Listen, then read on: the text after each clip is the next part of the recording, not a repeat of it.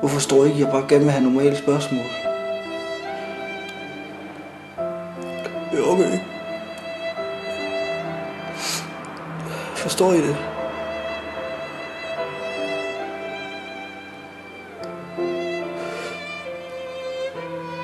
Hvorfor kan I bare give mig et ordentligt spørgsmål?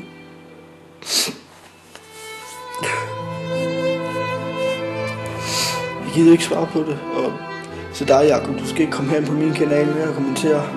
Du skal ikke. Selvfølgelig vil jeg da hellere ikke kunne gå på toilettet i 2 måneder. Eller slikke min afdøde mormors bryster.